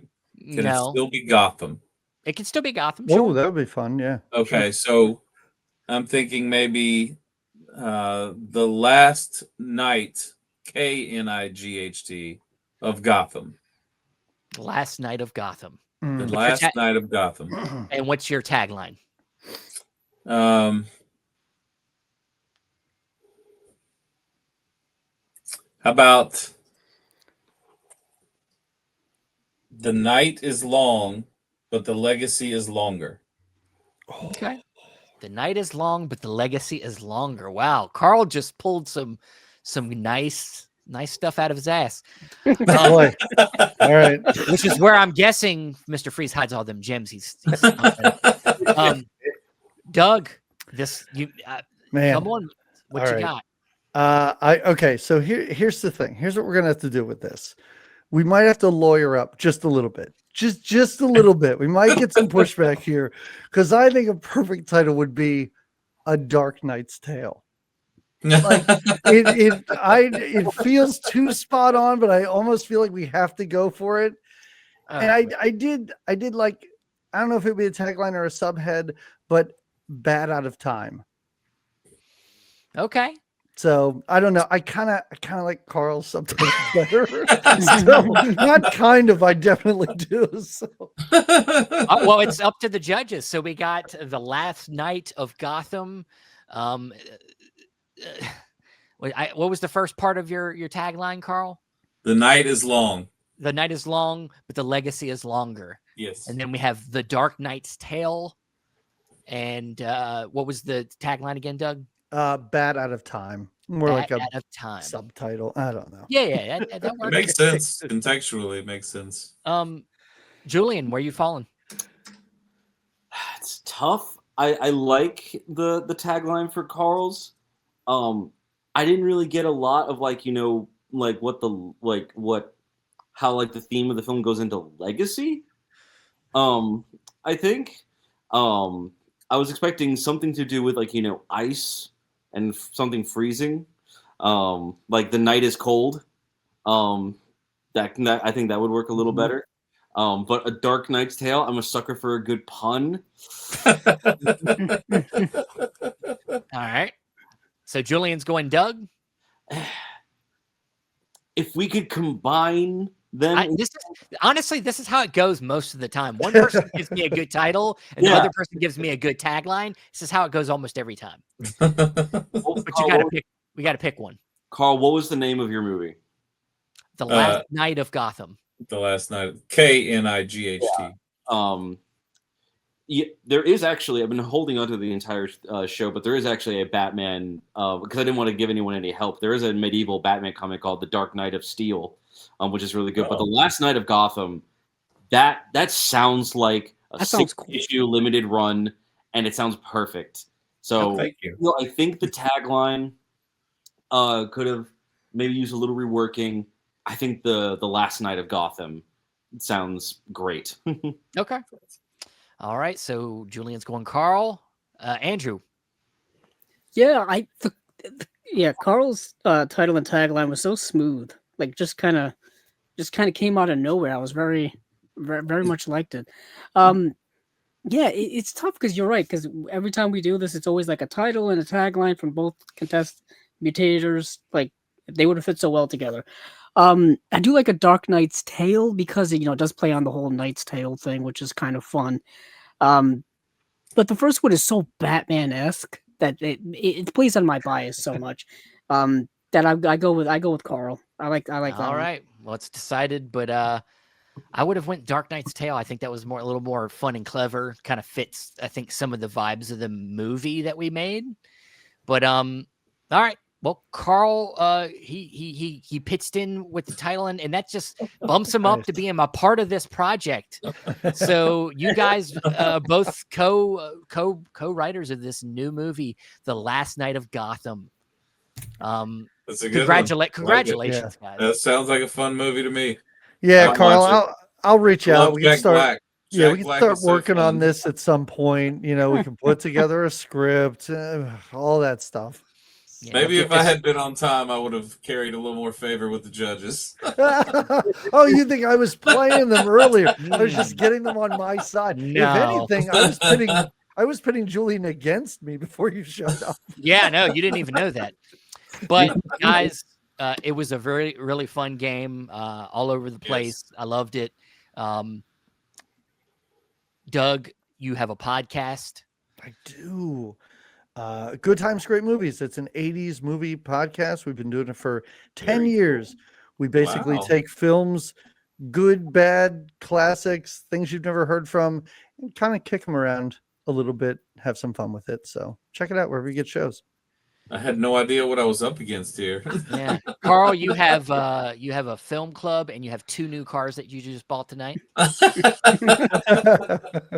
Yeah, the film club has unfortunately deteriorated into madness, as it so often happens. But we had a great run, and there will always be the film club movie show. Will always be a special part right here that you guys are a part of. So, Well, Carl's a good guy, and he's a fun guy. If you reach out to him, if you like him and you want to be friends with him, I'm sure he'll oblige, or meet him in the film club. So, but everybody, thanks, judges, Andrew, Julian, thanks for joining me tonight. It was a pleasure. I had so much fun.